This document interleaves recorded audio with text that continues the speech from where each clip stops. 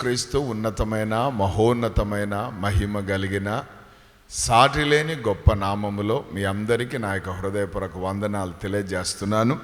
ఈరోజు మరి ఒక అద్భుతమైన అంశముతో పరిశుద్ధ ఆత్మదేవుడు మనందరితో కూడా మాట్లాడుతున్నారు. దయచేసి మీ పరిశుద్ధమైన గ్రంథముల నుండి నిర్గమాకాండము 20వ అధ్యాయము 15వ మాట చదువుకుందాం. నిర్గమాకాండము 20:15. దొంగిలకూడదు. ఆమేన్. ఎంత పెద్ద మాట. హల్లెలూయా. పాత నిబంధనలో ఉంది, క్రొత్త నిబంధనలో ఉంది. ఒకే ఆజ్ఞ. ఏం ఆజ్ఞ? దొంగిలకూడదు. Do not steal. ఆమేన్. హల్లెలూయా. దొంగతనం చేయొద్దు అంటున్నాడు దేవుడు. దొంగతనం చేస్తున్న వారు చాలామంది ఉంటున్నారు. ఆమేన్. అందుకే ఈ యొక్క అంశాన్ని పరిశుద్ధాత్ముడు మనందరితో మాట్లాడుతున్నాడు. హల్లెలూయా. మనము రైల్వే స్టేషన్లు, బస్ స్టాండ్లు కదా, ఆయా ప్రాంతాలకు పోతే ఒక పెద్ద బోర్డు కనబడుతుంది, ఫ్లెక్సీ, దొంగలున్నారు జాగ్రత్త. హల్లెలూయా. అంటే దొంగతనం అనేది చాలా ప్రమాదకరమైంది. దొంగతనం అనేది చాలా భయంకరమైనది. అది దేవునికి ఇష్టం లేని కార్యం. దేవుడు తన ఆజ్ఞలో చెప్తాడు, దొంగిల్లొద్దు అంటాడు. అంటే దొంగిల్లడం అంటే ఏంటి? నీది కాని దానిని నువ్వు తీసుకోవద్దు. ఆమె అది చాలా సింపుల్. ఇది నీది కాదనుకో, దాన్ని నువ్వు తీసుకోవద్దు. హల్లెలూయా. ఒకవేళ తీసుకోవాలని అనిపిస్తే అడిగి తీసుకో, తప్పేం లేదు. కనబడింది కదా అని జోబులో పెట్టుకొని పోతే దాన్ని ఏమంటాము? దొంగిలడం అంటాం. హల్లెలూయా. కొంతమంది అంత బాగానే ఉంటాయి కానీ బుద్ధులు ఉంటాయి. ఏ బుద్ధులు? దొంగతనం చేసే బుద్ధులు ఉంటాయి. భక్తులే కానీ దొంగలు. హల్లెలూయా. దొంగలు ఉన్నారు జాగ్రత్త అని బోర్డులు. Praise the lord. దేవునికి స్తోత్రం. ఎంత దారుణమైన పరిస్థితి అంటే, ఒక చర్చి దగ్గర నేను చూశాను బోర్డు, చెప్పుల దగ్గర. హల్లెలూయా. చెప్పులు దొంగలన్నమాట కదా. దేవునికి స్తోత్రం. మందిరానికి వచ్చినట్టే ఉంటారు, కొంచెం మంచిగా ఉంటే తీసుకొని వేసుకొని వెళ్ళిపోతారు, అంతే, ఏం ఆలోచన చేయరు. హల్లెలూయా. సో నీది కానిది ఏది కూడా నీవు ముట్టొద్దు అని ప్రభు చెప్తున్నారు. సో దొంగిలగొద్దు అని అంటున్నాడు. హల్లెలూయా. అంటూ ఏమంటాడు తెలుసా? మనం అంటామంట, ఏం దొంగతనం చేసినాం ప్రభువా, మేము భక్తులము అని దేవునితోనే అంటామంట. హల్లెలూయా. అందుకే చూడండి, మలాకి గ్రంథం 3వ అధ్యాయం 8వ వచనం. మనం ఏం దొంగిలించినామో దేవుడు చెప్తాడు చూడండి. మానవుడు మలాకి 3:8. మానవుడు దేవుని యొద్ద దొంగిలునా అయితే మీరు నా యొద్ద దొంగిలితిరి. చూడండి అక్కడ మాటలు ఎట్లున్నాయి. దేవుడు ప్రశ్న వేస్తున్నాడు అక్కడ. దేవుని దగ్గర మీరేమైనా దొంగిలుతారా? హల్లెలూయా. దొంగతనం చేస్తారా? ఆమేన్. అన్ని ఇచ్చినోడు ఆయన్నే, అవునా కదా? హల్లెలూయా. అందరు ఇక్కడ చూడండి, అన్నీ ఇచ్చినోడు ఆయన్నే. మరి ఆయన దగ్గరే మనం ఏం చేస్తున్నామంట? దొంగతనం చేస్తున్నామని ఆయనే చెప్తున్నాడు. హల్లెలూయా. దేని విషయములో మేము మీ యొద్ద దొంగిలితిమని మీరందరూ దేని విషయంలో ప్రభువా మేము దొంగిలినాము, దేని విషయంలోనైనా అని మనం అంటామట. 10వ భాగాన్ని దేవునికి స్తోత్రం. ఏమి దొంగిలించినామంటే ఇయ్యకుండా దొంగిలించినాం అంటాడు ప్రభు. సింపుల్. హల్లెలూయా. మనిషి దేవుని దగ్గర దొంగతనం చేస్తున్నాడు. ఏమి దొంగతనం చేస్తున్నాడంటే ఇవ్వకుండా దొంగతనం చేస్తున్నాడు. హల్లెలూయా. ఏమి ఇవ్వకుండా? 10వ భాగం ప్రతిష్ఠిత అర్పణ. దేవునికి స్తోత్రం. భాగము అర్పణ అనండి అందరు కూడా. ఏం దొంగతనం చేస్తున్నాం మనము? భాగాన్ని, అర్పణని. హల్లెలూయా. దేవుని నామానికి మహిమ కలుగును గాక. ఆమేన్. దేవునికి స్తోత్రం. హల్లెలూయా. భాగాన్ని ఇవ్వడం లేదు, అర్పణ చెల్లించడం లేదు. ఈ రెండింటిని కూడా మనం ఏం చేశామంటున్నాడు దేవుడు? దొంగిలించాడు అంటున్నాడు. ఈ భాగం అనగానే మనకు ఎవరు గుర్తుకొస్తారంటే పొట్టి చెక్క గుర్తుకొస్తాడు. లూకాసు వార్త 19వ అధ్యాయంలో మనం చూస్తే ఆయన ఏమంటాడు తెలుసా? నేను ఎవరి దగ్గర అయితే అన్యాయంగా తీసుకున్నానో, అంటే ఒక మాట చెప్పాలంటే ఎవరి దగ్గర అయితే నేను దొంగిలిన్నానో, హల్లెలూయా, వారికి 4 అంతలుగా నేను చెల్లిస్తాను అన్నాడు. దేవునికి స్తోత్రం. అంటే 4 భాగాలుగా నేను ఇస్తాను. హల్లెలూయా. అది యథార్థవంతులు చేసే పని. దేవునికి స్తోత్రం. సో దేవుని రాజ్యం అనేది ఎప్పుడు కూడా ఎట్లుంటుందంటే ఇచ్చేదిగా ఉంటుంది. నీవు ఇచ్చేవాడివైతే నువ్వు రాజ్యానికి అర్హుడవు. ఆమేన్. దొంగిలుతున్న వాడవంటే రాజ్యానికి చాలా దూరం ఉన్నవాడవని అర్థం. అసలు రాజ్యమే నీ దగ్గర లేదని అర్థం. రాజ్యం అనగా నీతి, సమాధానం, పరిశుద్ధాత్మ యందలి ఆనందం. దానికి నువ్వు దూరంగా ఉన్నాం. ఈ దొంగతనాలు చేసే వాళ్ళలో నీతి ఉండదు, దొంగతనం చేసే వాళ్ళలో సమాధానం ఉండదు, దొంగతనం చేసే వాళ్ళలో పరిశుద్ధాత్మ ఆనందమే ఉండదు. Praise the lord. హల్లెలూయా. కాబట్టి 10వ భాగం ఇవ్వడం లేదట. రెండవదిగా ప్రతిష్ఠ, అర్పణ. దేవునికి స్తోత్రం. హల్లెలూయా. దేవునికి ఇష్టమైన అర్పణ ఏంటో తెలుసా? ఆమేన్. మన హృదయమే. దేవునికి స్తోత్రం. అందుకంటాడు, నా కుమారుడా నీ హృదయం నాకు ఇయ్యి అన్నాడు. ఆయన అడిగింది అది ఒకటే, నా కుమారుడా నీ హృదయాన్ని నాకిమ్ము అన్నాడు. దేవునికి స్తోత్రం. మనం అన్నీ ఇస్తాం కానీ హృదయం ఇవ్వం. అది ప్రాబ్లం. సో ఇప్పుడు మనం ఏం చేస్తున్నట్టు? దొంగిలుతున్నట్టు. అందుకే ప్రభు చెప్తున్నాడు, ఈరోజు ఇవ్వకుండా మీరు దొంగిలిస్తున్నారు. ఏమి ఇవ్వడం లేదు ప్రభువా అని అంటే, మొట్టమొదటిగా మీ హృదయాలు ఇవ్వడం లేదు అంటాడు ప్రభు. ఏమి ఇవ్వడం లేదు? వారు తమ పెదవులతో నన్ను ఘనపరుస్తారు కానీ వారి హృదయం నాకు దూరముగా ఉంది అన్నాడు. సో మొట్టమొదటిగా మనం ఇవ్వండి ఏంది దేవునికంటే?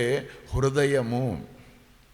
మీకు ఒక విషయం చెప్తున్నాను, ఆ హృదయం మంచిదైతే సరే నువ్వు పెట్టుకున్నావు అనుకుందాం, కానీ వాక్యం ఏమంటది? హృదయము అన్నిటికంటే మోసకరమైనది, అది ఘోరమైన వ్యాధి కలిగినది.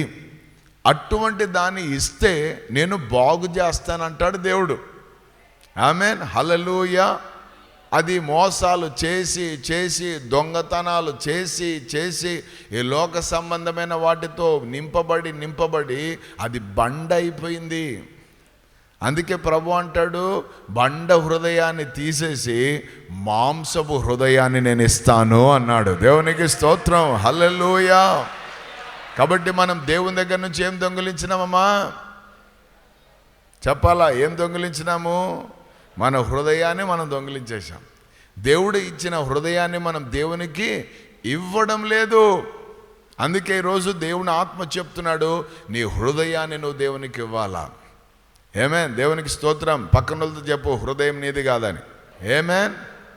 హల్లెలూయా. కండ్లని, ముక్కుని, నోరుని అనలేదు దేవుడు. ఏమన్నాడు? ఎందుకంటే హృదయం అన్నిటిని కంట్రోల్ చేస్తుంది. హృదయంలో నుండి అన్ని బయటకు వస్తుంటాయి. కాబట్టి హృదయాన్ని నాకు ఇచ్చావనుకో, ఆ హృదయాన్ని నేను ఏలడం ప్రారంభిస్తాను. దేవుని నామానికి మహిమ కలుగును గాక. దొంగవైన నువ్వు దొరవవుతావు అంటాడు ప్రభు. ఆమేన్. So what we must give our heart. ఆమేన్. హృదయాన్ని మనం ప్రభుకి ఇవ్వాలి. హృదయాన్ని ప్రభుకి ఇస్తే హార్ట్ స్ట్రోకులు ఉండవు. ఆమేన్. హల్లెలూయా. హల్లెలూయా. కాబట్టి ప్రభు అడుగుతున్నది అది. ఇవ్వక దొంగలిస్తున్నాం. ఏమి ఇవ్వలేదు అని అంటే, కొంతమంది డబ్బులు ఇస్తారు, దశమ భాగాలు ఇస్తారు, కంపల్సరిగా అర్పణలు ఇస్తుంటారు, అవి అన్నీ ఇస్తుంటారు, కానీ అసలైంది ఏమి ఇయ్యరు. దేవుడు కావాల్సింది ఏంటి? ఇవ్వకుండా దొంగిలిస్తుంది ఏంటి? హృదయాన్ని. కాబట్టి ఈరోజు హృదయాన్ని అడుగుతున్నాడు దేవుడు.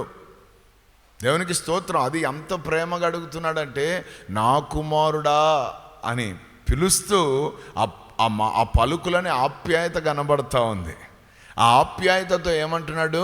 నీ హృదయాన్ని నాకు ఇవ్వు నాయనా అంటున్నాడు. నీ హృదయాన్ని నాకు ఇమ్ము నాయనా అంటున్నాడు. దేవునికి స్తోత్రం, హల్లెలూయా. రెండవది, మనము ఏమి దొంగలిస్తున్నామంటే సమయాన్ని దొంగలిస్తున్నాం. ఏం దొంగలిస్తున్నాం మనం దేవుని దగ్గర నుంచి?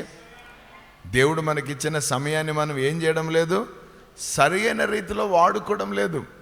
దేవునికి ఇవ్వవలసిన సమయాన్ని దేవునికి ఇవ్వకుండా దేవుడిచ్చిన 24 గంటల్ని మనమే వాడుకుంటున్నాం. మన పనులకే వాడుకుంటున్నాం, మన సంపాదనకే వాడుకుంటున్నాం. అవునా కదా? హల్లెలూయా. కరెక్టా కదా? చెప్పండి అందరూ. ఎంతమంది దేవునికి సమయం ఇస్తున్నారు ప్రతిరోజు? Praise the lord. మిగతా వారి సంగతి ఏంటి? ఈరోజు ప్రభు అంటున్నాడు మీరు దొంగలని. నేను అనడం లేదు, అంత కోపంగా చూడవలసిన అవసరం లే. ప్రభు చెప్తున్నాడు. హల్లెలూయా, దేవునికి స్తోత్రం. దొంగోడా అంటున్నాడు ప్రభు.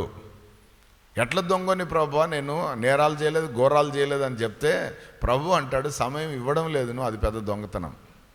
సమయాన్ని దొంగలిస్తున్నావు నువ్వు. ఏం దొంగలిస్తున్నావు?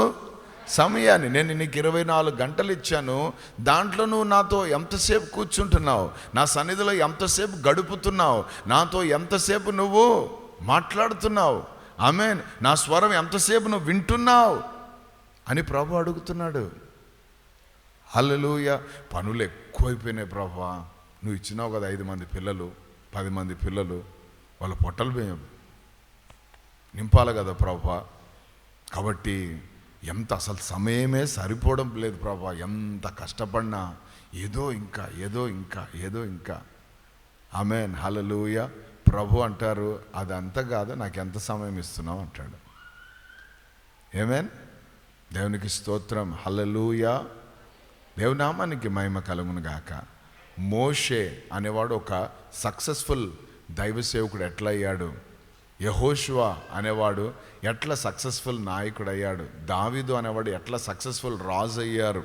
దేవునికి స్తోత్రం. అంతేకాదు ఆ అపోస్తులు ఎట్లా సక్సెస్ఫుల్గా వాళ్ళు పరిచర్య చేయగలిగారు, అద్భుతంగా ముందుకెళ్ళారు. ఆ రోజు సంఘము అంత అద్భుతంగా, అన్ని శ్రమలు వచ్చినా, అన్ని బాధలు వచ్చినా వారందరూ సంతోషిస్తూ ఆనందిస్తూ నిలబడి ముందుకు సాగడానికి కారణం ఏంటంటే వాళ్ళు దేవునికి సమయము ఇచ్చారు.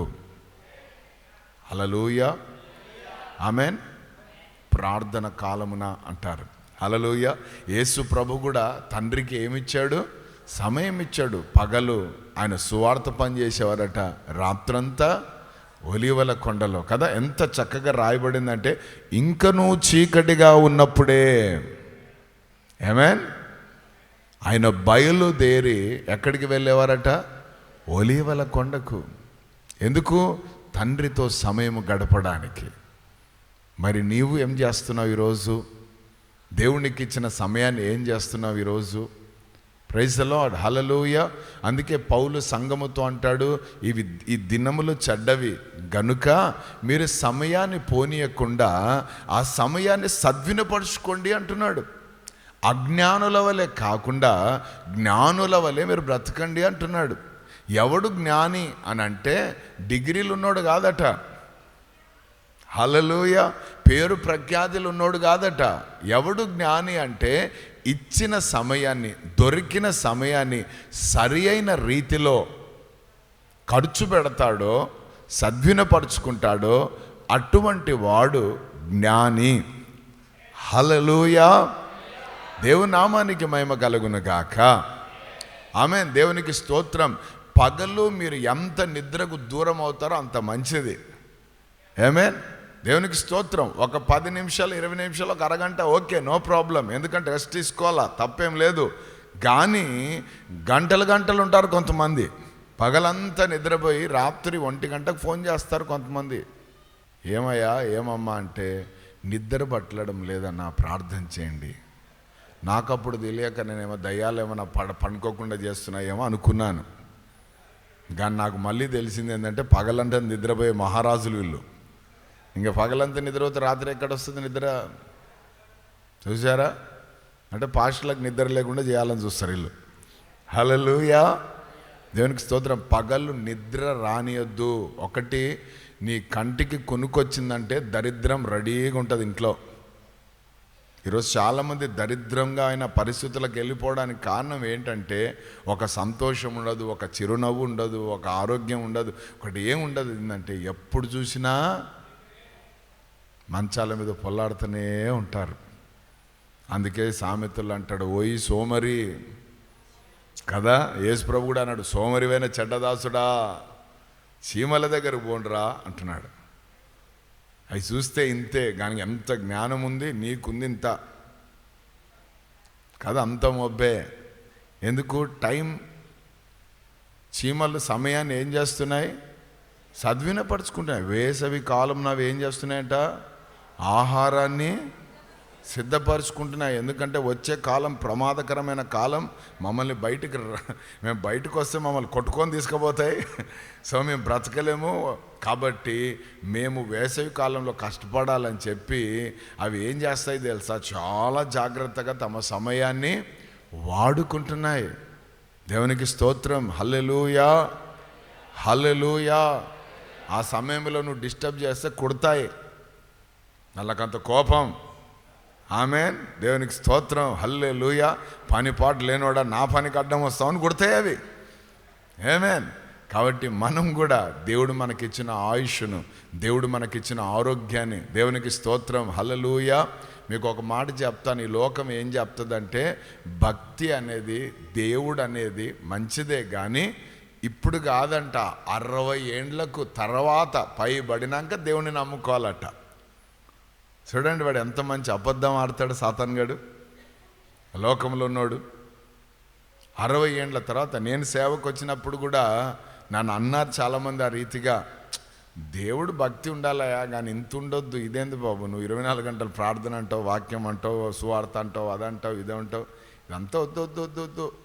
ఉండాల భక్తి. ఇప్పుడు నీ భక్తి నీది, మళ్ళీ ఏదో పెద్ద వెన్నబూసే మాటలు. ఆమేన్. హల్లెలూయా. దేవునికి స్తోత్రం. 60 తర్వాత మంచి జాబ్ చేయి, బాగా సంపాదించు, 4 లెక్కలు వెనక వేసుకో, దాని తర్వాత నువ్వు సేవకు పో, బాగుంటుంది, అప్పుడు సేవ చేయి 60 ఏండ్ల తర్వాత అన్నారు. నేను ఒకటే మాట అన్నాను, దేవునికి స్తోత్రం. యేసయ్య 60 ఏండ్లకు ఆ యొక్క సిలువలో వేలాడింటే, ఆ 60 ఏండ్లకి ఆయన రక్తం గాడిచి నా కొరకు ప్రాణం పెట్టింటే నేను 60కే పోయేవాడిని. కానీ మంచి యవ్వన రక్తం నా కోసం కార్చాడు యేసయ్య. సో యవ్వన కాలపు రక్తం అంతా యేసయ్య కొరకే ఖర్చు పెట్టాలనుకున్నాను నేను. Praise the lord. నాకు ఇచ్చిన యవ్వనమును నా దేవునికి నేను ఇచ్చేయాలనుకున్నాను. ఎందుకంటే వాక్యం కూడా అదే చెప్తా ఉంది, యవ్వన కాలమున ఆయన కాడి మోయుట నరునికి మేలు అని. సో ముసలితనమునా అని లేదు, యవ్వన కాలమునా అని ఉంది. ముసలోళ్ళని పోయి కదిలియండి, ఏడుపు తప్ప ఏం ఉండదు. ఎందుకో తెలుసా? నీ వయసులో మేము బీడీలు తాగి చెడగొట్టుకున్నాము నాయన, నువ్వేమో బరువు వేసుకొని తిరుగుతున్నావు, సిలువ బరువు అని చెప్తారు. దేవునికి స్తోత్రం. హల్లెలూయా, హల్లెలూయా. పోయిన సమయం మళ్ళీ రాదని చెప్పండి పక్కన వాళ్ళతో. అన్న మార్చిలో ఏప్రిల్లో మళ్ళీ 21 రోజులని ఉపవాసం చేద్దామంటే రాదు, అది మళ్ళీ ఫిబ్రవరికి రావాలా. హల్లెలూయా. పోయినది మళ్ళా రాదు. అందుకే ఈ సమయాన్ని మనం సరి అయిన రీతిలో సద్వినపరచుకోవాలా.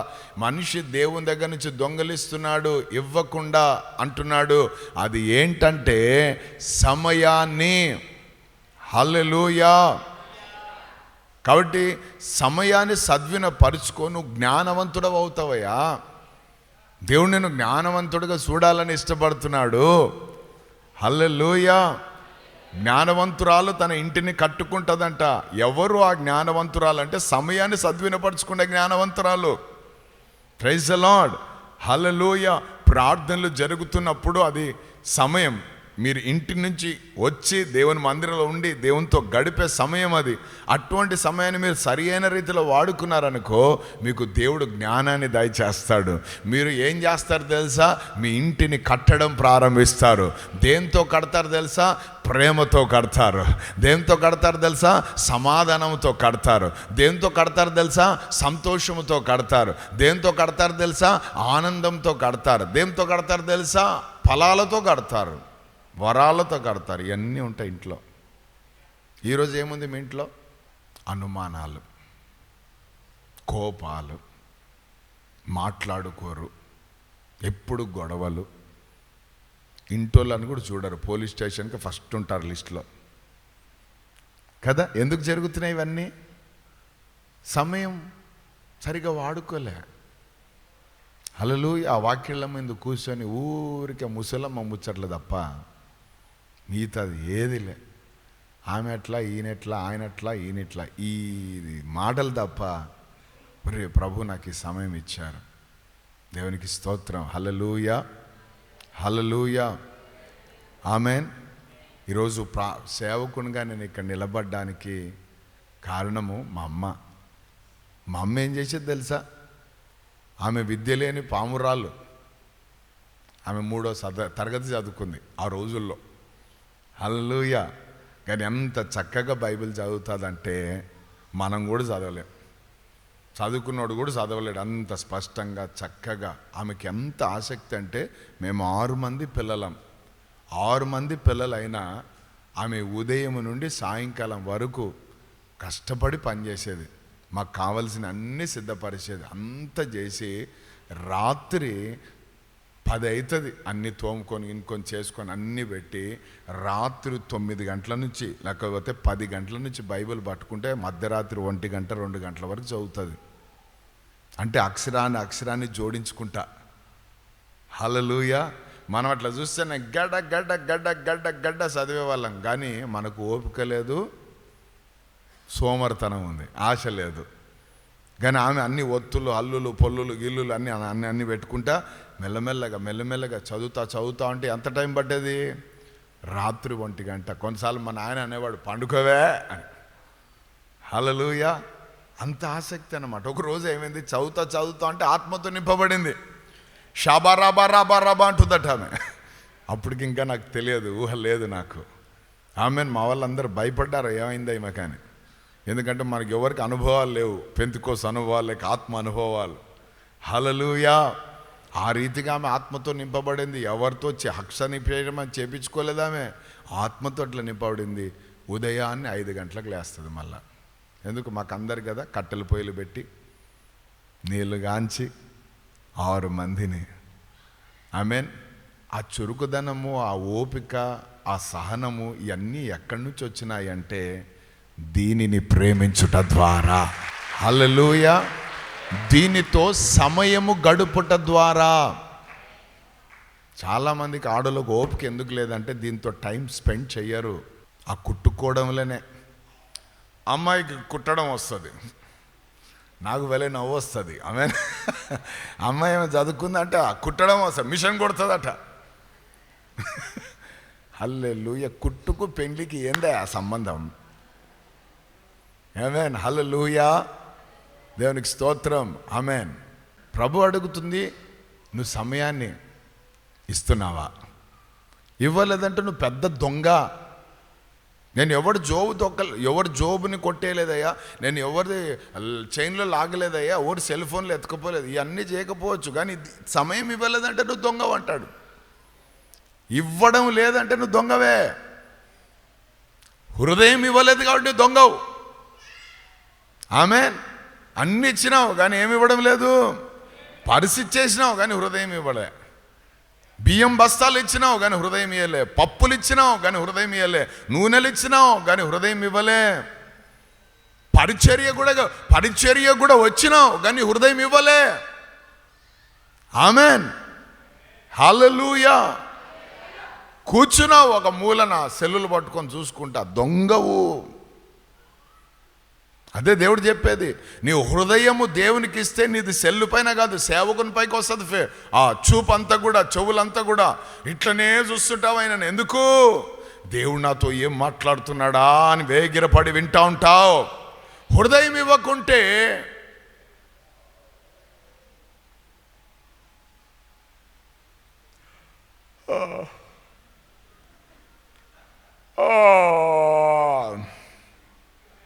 ఇది ఇట్లాంటివి జరుగుతున్నాయా? అయితే నువ్వు హృదయం ఇయ్యనోనివి. నీవు అన్ని ఇచ్చినావు కానీ అసలైంది ఇయ్యలే. సిస్టమ్ అంతా ఇక్కడే ఉంది. ఇచ్చేవాడు దొర, ఇవ్వనోడు దొంగ. ఆమేన్. రెండోది ఏమి ఇవ్వలేదు? సమయం ఇవ్వలేదు. దేవుడు ఆయుష్ ఇస్తున్నాడు, ఆరోగ్యం ఇస్తున్నాడు, అన్నీ ఇచ్చాడు. నువ్వు అడగకుండా ఎన్నో పొందుకున్నావు. అడిగింది పొందుకోలేకపోతే పెద్ద ఫీల్ అవుతున్నావు, కానీ అడగకుండా పొందుకునేవి ఎన్నో ఉన్నాయి. వాటన్నిటిని బట్టి కృతజ్ఞత స్తుతులు చెల్లించు.